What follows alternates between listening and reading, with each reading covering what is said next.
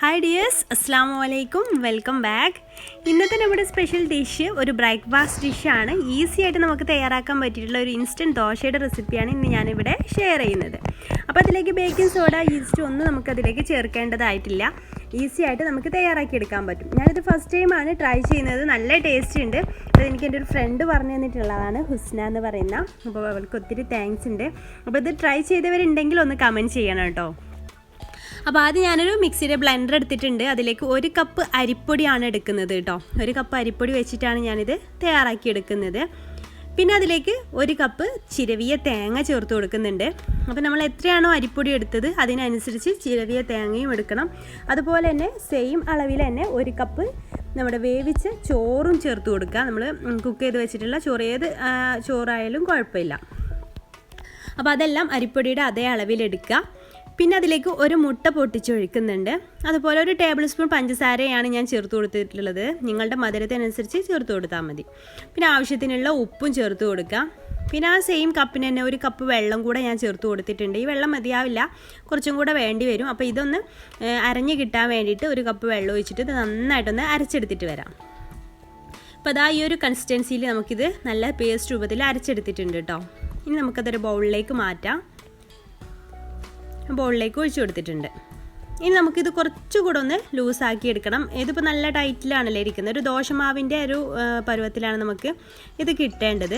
അപ്പോൾ അതിന് വേണ്ടി നമ്മൾ ചെയ്യേണ്ടത് 1 കപ്പ് വെള്ളം ഞാനൊന്ന് തിളപ്പിക്കാനായിട്ട് വെക്കുന്നുണ്ട്. അപ്പോൾ അത് 1 കപ്പ് ചിലപ്പോൾ മുഴുവനായിട്ട് വേണ്ടി വരില്ല, നോക്കിയിട്ട് വേണം ഒഴിച്ച് കൊടുക്കാൻ. അപ്പോൾ നന്നായിട്ട് തിളച്ച് വരുന്ന സമയത്ത് നമ്മുടെ ഈ ഒരു ബാറ്ററിലേക്ക് അത് ഒഴിച്ച് കൊടുക്കണം.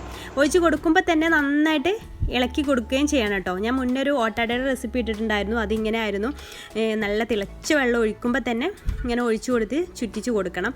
ആ രീതിയിലാണ് ഇത് ചെയ്യേണ്ടത്. ആ ഓട്ടാടയുടെ റെസിപ്പി കണ്ടിട്ടില്ലാത്തവരൊന്ന് കണ്ടു നോക്കാൻ ഡിസ്ക്രിപ്ഷൻ ബോക്സിൽ കൊടുക്കാം കേട്ടോ.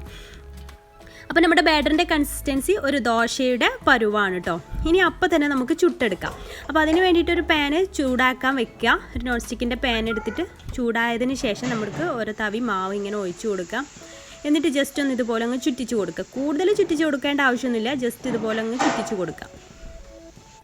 അപ്പോൾ തന്നെ അതിൽ ബബിൾസ് ഒക്കെ ഇങ്ങനെ വരും. നമ്മൾ ഈസ്റ്റ് ഒന്നും ചേർക്കാതെ തന്നെ ഇതിൽ ബബിൾസ് വരും. കാരണം നമ്മൾ ആ ചൂടുള്ള വെള്ളം, തിളച്ച വെള്ളമാണ്, നമ്മൾ ചൂടുള്ള വെള്ളമല്ല തിളച്ച വെള്ളമാണ് ഇതിലേക്ക് ഒഴിച്ചു കൊടുക്കുന്നത്. എന്നിട്ട് ഇത് അടച്ചു വെച്ചിട്ട്, ബബിൾസ് വരുമ്പോൾ അടച്ചു വെച്ചിട്ടൊന്ന് കുക്ക് ചെയ്തെടുക്കാം. അപ്പോൾ അത് ശ്രദ്ധിക്കുക, ചൂടുള്ള വെള്ളം ഒഴിക്കുമ്പോൾ നന്നായിട്ട് മിക്സ് ചെയ്ത് കൊടുക്കണം. പെട്ടെന്ന് തന്നെ മിക്സ് ചെയ്യണം, അല്ലെങ്കിൽ കട്ട പിടിക്കും. അപ്പോൾ അതുകൊണ്ട് തന്നെ ആ ചൂടോടുകൂടെ അപ്പോൾ തന്നെ അങ്ങ് മിക്സ് ചെയ്ത് കൊടുക്കണം കേട്ടോ.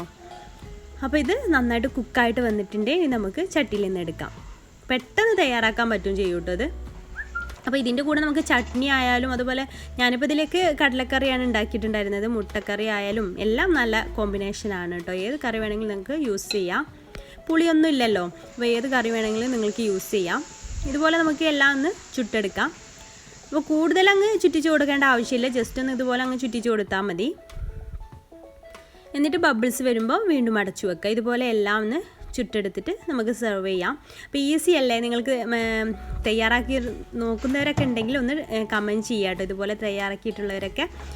പിന്നെ എൻ്റെ ചാനൽ ഇതുവരെ സബ്സ്ക്രൈബ് ചെയ്യാത്തവരൊക്കെ ഉണ്ടെങ്കിൽ, വീഡിയോ കാണുന്നവരുണ്ടെങ്കിൽ പ്ലീസ് ഒന്ന് സബ്സ്ക്രൈബ് കൂടെ ചെയ്തിട്ട് സപ്പോർട്ട് ചെയ്യാം.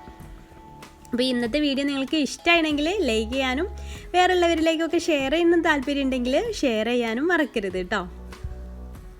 പിന്നെ ഇതിൽ ശ്രദ്ധിക്കേണ്ട ഒരു കാര്യം, ബാറ്ററിൻ്റെ കൺസിസ്റ്റൻസി എന്ന് പറഞ്ഞത് നമ്മുടെ നീർദോശയുടെ അത്രയും ലൂസായി പോകരുത് കേട്ടോ. നമ്മുടെ ബാറ്റർ, നമ്മുടെ സാധാരണ ദോശ ഉണ്ടാവുമല്ലോ, ഉഴുന്ന് ദോശയൊക്കെ, ആ ഒരു കൺസിസ്റ്റൻസിയിലാണ് നമ്മുടെ ബാറ്റർ വേണ്ടത്. എന്നാലേ കറക്റ്റായിട്ട് ആ ബബിൾസൊക്കെ വരുള്ളൂ.